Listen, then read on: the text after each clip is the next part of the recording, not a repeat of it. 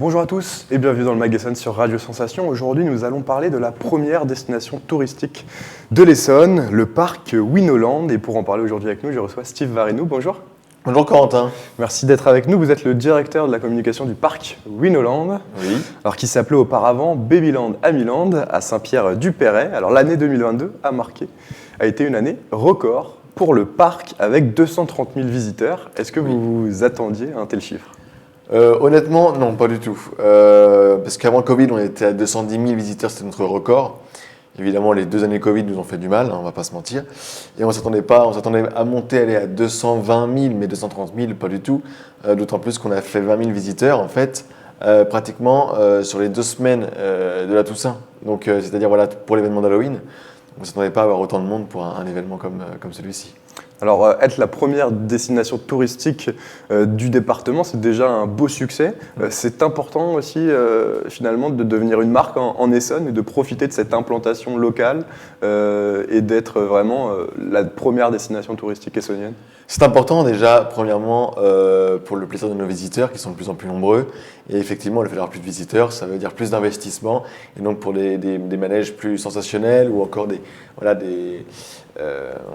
choses aussi beaucoup plus visuelles dans le parc, comme des décors ou autres. Donc effectivement, c'est important pour nous, et on est très fiers évidemment d'être la première destination touristique de l'Essonne.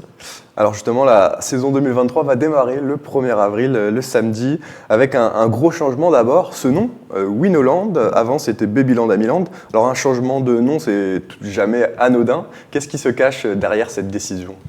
Alors effectivement, la direction et les équipes veulent vraiment changer entre guillemets leur fusil d'épaule, c'est-à-dire qu'on n'est plus vraiment pour les enfants, on est plus pour la famille.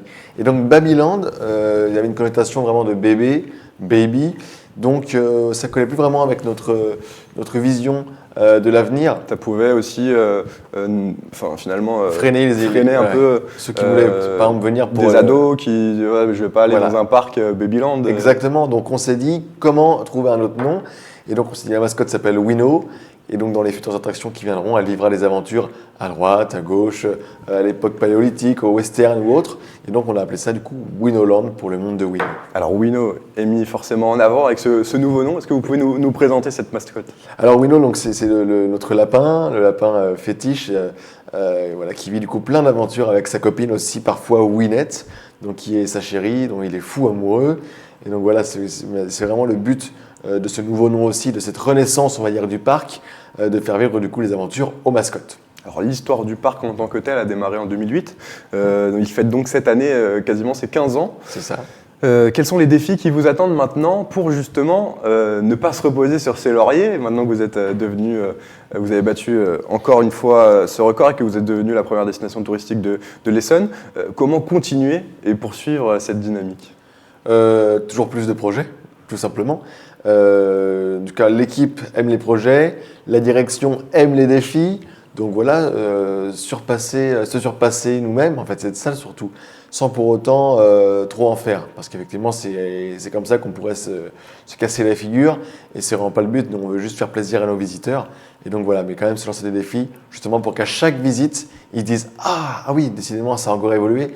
Et du coup, nous, ça nous fait plaisir aussi. Finalement, qu'il y a un intérêt aussi à revenir. Alors, vous avez lancé cette année une campagne de recrutement de saisonniers. 100 postes étaient à pourvoir. Une grosse campagne, ça représente un nombre non négligeable d'emplois pour la région, pour le secteur aussi. Quels sont les métiers nécessaires à la vie du parc ? Alors principalement, évidemment, il y a les opérateurs d'attractions, parce que c'est quand même eux qui font tourner les attractions. Il y en a quand même 34, la sécurité. Voilà, on vient dans un parc d'attractions d'abord pour les manèges, donc on va pas. C'est vraiment la chose la plus importante. Ensuite, il y a la restauration, parce que généralement, on aime quand même bien entre 2-3 manèges manger et bien. En plus de ça, nous, on a notamment un restaurant qui fait des entrecôtes, et voilà, on n'est pas vraiment sur du parc comme tout le monde connaît les burgers, on en fait. Mais voilà, on a vraiment cette capacité à pouvoir faire des plats, c'est ça qu'il faut retenir. Voilà, un peu plus élaborés, comme du coup l'entrecôte ou le porc au miel, donc des choses plutôt sympathiques. Ensuite, il y a l'animation. L'animation, parce qu'il faut faire vivre les personnages Wino et Winette, c'est très important. Et puis évidemment, tout ce qui est entretien visuel, que le parc soit toujours propre quand les visiteurs arrivent, c'est vraiment le plus important. Alors, l'année dernière, vous étiez venu sur ce plateau justement pour présenter la nouvelle attraction, le Pteranodon, un manège de 32 mètres de haut sur le thème des dinosaures. Alors comment le public a-t-il réagi en le testant?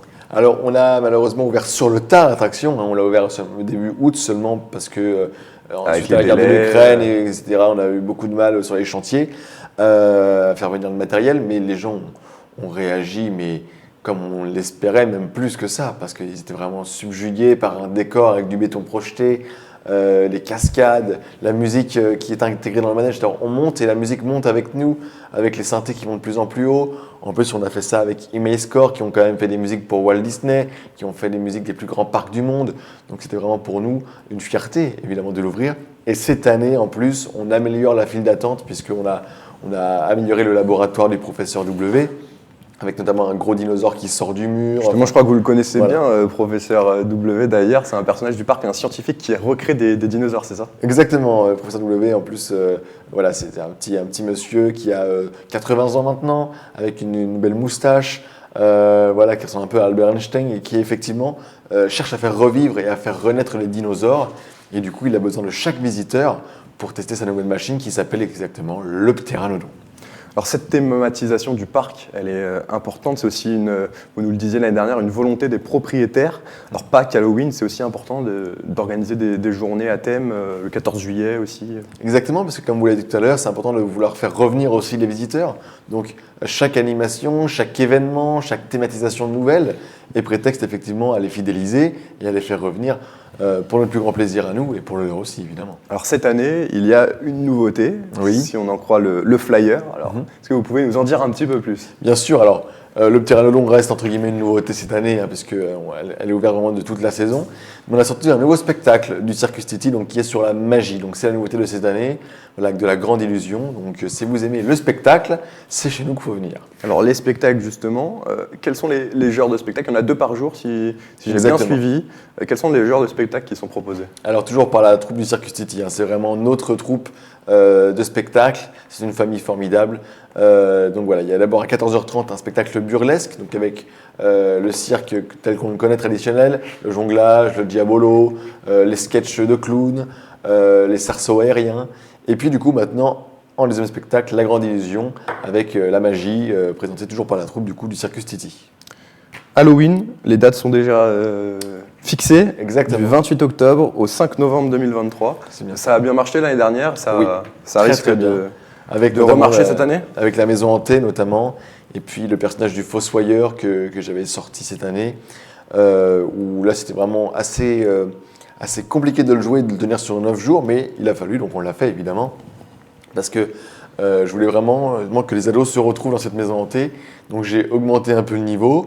Et avec l'accord de la direction, on a fait quelque chose un peu plus effectivement plus trash, avec un fossoyeur notamment qui mangeait réellement de la terre, de l'herbe et des feuilles. Dieu merci, j'ai pas été malade. Mais voilà, non, heureusement, ça a très très bien marché. On est très très fiers de cet événement. Alors si on regarde les chiffres en 2022 du secteur des parcs d'attractions, Disneyland Paris, c'est plus de 15 millions de visiteurs. C'est le lieu le plus visité en Europe. Quasiment. Vient ensuite le parc Astérix avec 2 632 000 visiteurs, puis le Puy du Fou avec 2,34 millions de visites. Alors évidemment, là, on est sur d'autres catégories de parcs d'attractions, mais j'imagine que ça ne vous empêche pas de voir aussi ce qui se font, d'aller rendre visite et de pourquoi pas vous en inspirer pour le parc Winoland. C'est exactement ce qu'on fait. Moi, j'ai la chance de côtoyer les hauts placés du parc Astérix, notamment Sébastien Retailleau, le directeur que je salue, ou Sébastien Gipon, qui est le directeur restauration. Et on a été reçus notamment avec l'équipe restauration au parc Astérix début février, justement pour nous montrer un peu leurs machines et dans les cuisines et autres. Effectivement, il n'y a pas de concurrence entre nous, on est vraiment dans l'entraide. Voilà. Et puis on se calque aussi beaucoup sur un parc à moindre échelle, mais qui est pour moi l'un des plus beaux de France, qui est Nigloland, à côté de Troyes. Ce sont les amis justement de la famille Lapère, les Gélis, qui ont monté ça, un peu la même histoire, un peu que nos directeurs, puisqu'ils étaient forains à l'époque, comme nos directeurs. et ils ont monté leur parc exactement comme nous. Donc on se calque aussi beaucoup à eux. Et souvent, ils donnent beaucoup de conseils et c'est que bénéfique pour nous. Merci beaucoup, Steve Varidou. Merci à vous de m'avoir reçu. D'avoir été avec nous dans le Mag Essonne. Je rappelle que vous êtes le directeur de la communication du parc Winoland à Saint-Pierre-du-Perret et que le parc réouvrira donc ce samedi 1er avril. Et vous pouvez retrouver plus d'infos sur le site internet du parc winoland.fr. Et vous pouvez réécouter cette émission en replay sur notre site internet et sur notre application Radio Sensation.